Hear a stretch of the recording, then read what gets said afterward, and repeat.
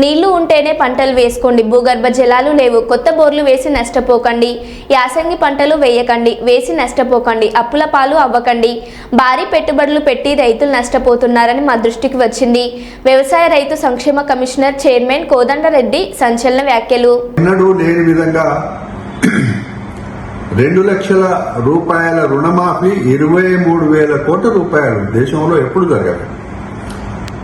అంతేకాదు రైతు భరోసా కూడా మొదలైంది.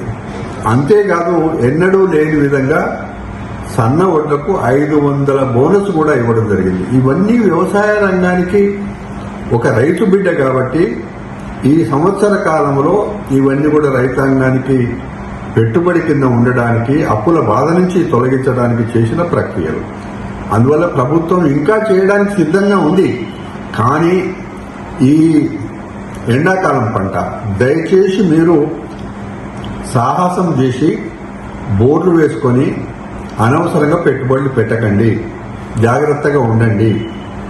మీ డబ్బులు కాపాడుకోండి, నీటిని కాపాడుకోండి, పంటలు ఎండబెట్టుకోకండి. దయచేసి మీకు విజ్ఞప్తి చేస్తున్న ఒక రైతుగా కూడా ఇది మన జీవితంలో చూస్తే అనేక సందర్భాలలో కరువు వచ్చింది, కాటకాలు వచ్చినాయి. దాన్ని రైతే తట్టుకున్నారు కానీ ఇంకెవరు కూడా వశం కాదు. రైతుకుండే గుణం చాలా గొప్పది. రైతు దేశానికి వెన్నెముక. రైతు ఎప్పుడు కూడా అన్నం పెట్టే దాత. అందువల్ల మీ ప్రాణం చాలా విలువైంది, మీ కష్టం చాలా విలువైంది. పెట్టుబడి పెట్టిన ప్రతి పైసకి మీకు ఇంతో అంతో లాభం రావాలి. కాబట్టి మీరు ఈ విధంగా నిర్ణయం తీసుకోవద్దని చెప్పి కమిషన్ పక్షాన మీకు మనవి చేస్తా ఉన్నాం. తెలంగాణ ప్రాంత రైతాంగానికి కిసాన్ ఫార్మర్ వెల్ఫేర్ కమిషన్ నుంచి మీకు విజ్ఞప్తి. తెలంగాణ రాష్ట్రంలో మనము ఈరోజు ఫిబ్రవరి మాసంలో ఉన్నాము. మామూలుగా ఇది మార్చి తర్వాతనే ఎండలు ముదురుతాయి. అట్లాంటి పరిస్థితికి భిన్నంగా మార్చిలో ఫిబ్రవరి లోపలనే ఎండలు తీవ్రంగా వచ్చినాయి.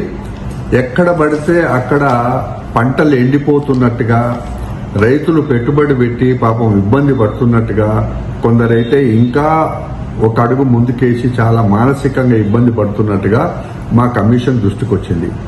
రైతాంగంతో ఒకటే మనవి, ఎప్పుడు కూడా ప్రకృతి ఒక రకంగా ఉండదు. ఒక్కసారి తెలంగాణ రాష్ట్రం ఏర్పడ్డ తర్వాత తెలంగాణలో బాగా ఎక్కువ వర్షాలు పడ్డ రోజులు చూస్తే 13.89 మిల్లీమీటర్లు 2022-23లో పడ్డాయి. అదేవిధంగా గ్రౌండ్ వాటర్ కూడా 13.42 మిల్లీమీటర్లు. అంటే ఎప్పుడు బాగా గ్రౌండ్ వాటర్ కానీ వర్షపాతం కానీ ఆ 2022-23, దాని తర్వాత ఇప్పుడు చూస్తే గ్రౌండ్ వాటర్ విపరీతంగా పడిపోయింది. బోర్లకు నీళ్లు అందే పరిస్థితి లేదు.